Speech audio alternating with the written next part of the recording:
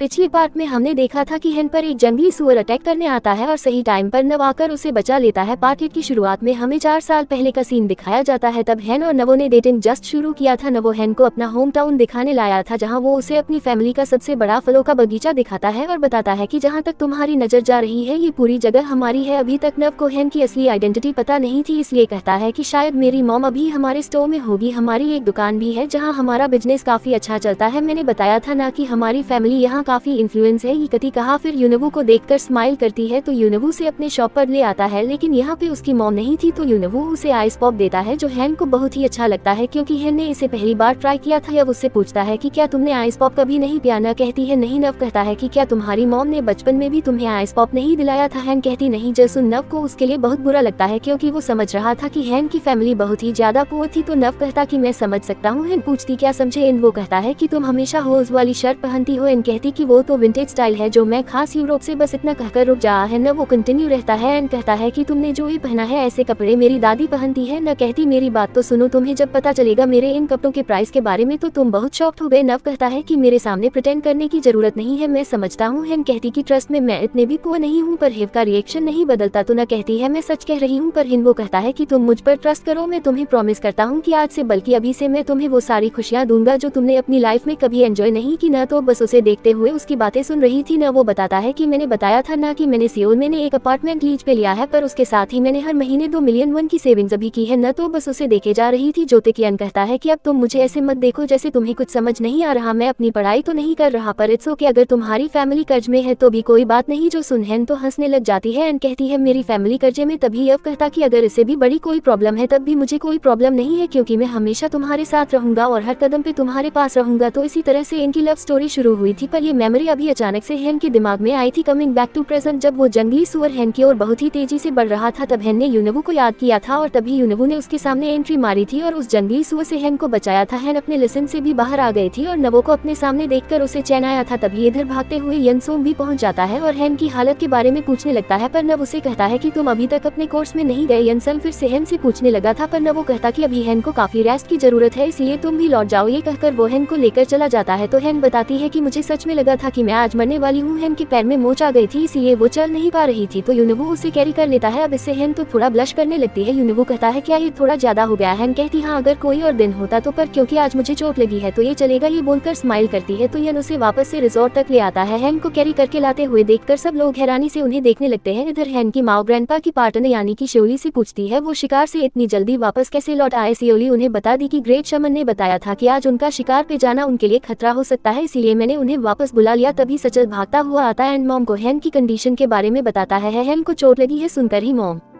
तो भागकर उसके पास चली आती है और उसे डॉक्टर को बुलाने की बात करती है, पर हेन कहती है मैं ठीक हूँ। वहीं बमजा आंटी तो हिनू की तारीफ करते नहीं थक रही थी कि उसने कितनी बहादुरी से तुम्हारी जान बचाई। नव से तो डैड भी काफी इम्प्रेस हो गए थे। सचल क्या था कि मुझे इतने सालों से लगा था कि उसे गन चलानी तक नहीं आती, तो वो इतने सालों तक बस नाटक कर रहा था। डैड बताते हैं कि वो गन चलाने में माहिर होगा, वरना एक जंगली सुअर को मारना इतना आसान नहीं है। उन्हें मारने के लिए सही जगह पर निशाना मारना पड़ता है। पर हेन की मॉम तो अभी कहती कि वो बस लकी था, अगर उसका निशाना मिस हो जाता तो हेन बताती है कि न के लिए गन चलानी कोई नई बात नहीं है, वो मिलिट्री और स्पेशल गार्ड टीम का बेस्ट शूटर रह चुका है। जसन सचल हैरान रह जाता है क्योंकि वो हमेशा नव से कहता रहता था कि मैं तुम्हें शूटिंग करना सिखाऊंगा। इस पर न उसे कहती कि क्या अब तुम्हें समझ आया कि तुम कितने बड़े बुद्ध हो जो उसे शूटिंग सिखाने चले थे। इधर हिन रात को जंगल में चेक करने गया था कि वो जंगली सब अचानक से कहां से आया था। तभी उसकी नजर पड़ी फेंसिंग पर, जिसके उस पर जंगली जानवरों का इलाका था। एक तरफ से वो फेंसिंग टूटी हुई थी और जमीन पर बहुत सारा चारा डाला हुआ था, मानो किसी ने जानबूझकर उस जंगली सुअर को बाहर लाया था। अगले सन में सभी लोग नर करने के लिए बैठते हैं, जहाँ यन वो सभी को बताता है उस टूटे हुए फेंसिंग के बारे में जहां से वो जंगली सुअर बाहर आया था। जो सुन सभी लोग हैरान रह जाते हैं। तभी सली कहती कि वो जगह तो चेयरमैन के एरिया के अंदर आता है। जोसन पमिज कहती है कि तुम्हारा मतलब है कि किसी ने जानबूझकर हमारे डैड को चोट पहुंचाने के लिए ये प्लान किया था। सोली कहती है हो भी सकता है। इस पे ग्रैंडपा कहते कि मैं खुद सारे सीसीटीवी फुटेज चेक करूंगा, पर अभी वो सभी को शांति से खाना खाने के लिए कहते हैं। इनके डैड तो हिनू की कुछ ज्यादा ही खातिरदारी करने लग जाते हैं, अपने हाथों से उसे खाना सर्व करते हैं और उसके फेवरेट डिशेज भी मंगाते हैं। इससे हिनू तो हैरान रह जाता है क्योंकि इससे पहले कभी भी हैन की फैमिली मेंबर से किसी ने भी उसकी ऐसी खातिरदारी नहीं की थी। वहीं हैन की मॉम यनसोन के बारे में पूछने लगती है तो यनसोन बताता है कि वो एक अनाथ था जिसे 13 साल की उम्र में एक यूएस के कपल ने अडॉप्ट किया था, पर अब वो फिर से एक अनाथ हो गया है क्योंकि उसके अडॉप्ट पेरेंट्स की भी मौत हो चुकी है। इस पर ग्रैंडपा और हैन की मॉम कहती है तुम हमारी फैमिली को ही अपनी फैमिली समझ सकते हो। तभी यहाँ के केयरटेकर को ग्रैंडपा बुलाते हैं जो अपने डॉग के साथ आए थे और ये डॉग ग्रैंडपा को बहुत पसंद आया था, इसीलिए वो केयरटेकर से पूछते कि क्या ये डॉग तुम मुझे बेचना चाहोगे। इस पर केयरटेकर उन्हें सॉरी कहते हुए बताते हैं कि ये डॉग मेरी फैमिली जैसा है क्योंकि इसने एक बार मेरे बेटे को आग से बचाया था, तभी से ये डॉग मेरी फैमिली का एक मेंबर बन चुका है, इसलिए मुझे माफ करना, मैं ये डॉग आपको नहीं दे पाऊंगा। ये सुन ग्रैंडपा थोड़े अपसेट तो होते हैं पर उन्हें कुछ नहीं कहते। पर यनसन खाना खाने के बाद केयरटेकर के घर पहुंच जाता है और उसे डॉग के बदले 100 मिलियन ऑफर करता है। पहले तो केयरटेकर काफी हिचकिचा आता है पर 100 मिलियन वन के लिए वो डॉग यनसन को दे देता है। इधर सूची नव को हॉल में देखता है, उससे पूछता है कि तुम अभी तक यहाँ पे क्या कर रहे हो, तुम्हारा रूम तो सेकंड फ्लोर में है। नवो कहता है हाँ मुझे पता है। सचल कहता है कि फिर सोने जाओ, काफी रात हो चुकी है। वो कहता है हाँ बस जा ही रहा हूँ। तो सचल उसे गुड नाइट कहकर जाने लगता है पर हिन वो उसे रोकते हुए कहता है कि तुमने मुझे तुम्हारी कंपनी पर चल रही केस के बारे में पूछा था ना, तो अभी मैं उसके बारे में डिटेल में बता सकता हूँ, इसलिए बैठो और पूछो जो भी पूछना है। पर सचल कहता है कि वो सब कल देख लेंगे क्योंकि अभी मुझे सोने जाना है। नवो कहता है कि ये तो बुरा हुआ, ये तुम्हारे लिए एक अच्छी अपॉर्चुनिटी हो सकती थी जिससे तुम्हारी कंपनी का ही अच्छा होता। पर सचल कहता है कि एक बात बताओ, कहीं तुम मेरी बहन से डर तो नहीं रहे हो, तुम दोनों एक साथ एक रूम में सोने से। जो सुन हिनू तो एक खतरनाक फेक हंसी देते हुए कहता है मैं भला क्यों डरूंगी, वो मेरी वाइफ है तो मैं उसके साथ सेम बेड पे सोने से क्यों डरूंगा, तुम भी ना क्या जो बात करते हो, चलो फिर मैं चलता हूँ। ये कहकर वो जाने लगता है पर वो रिजॉर्ट के बाहर की ओर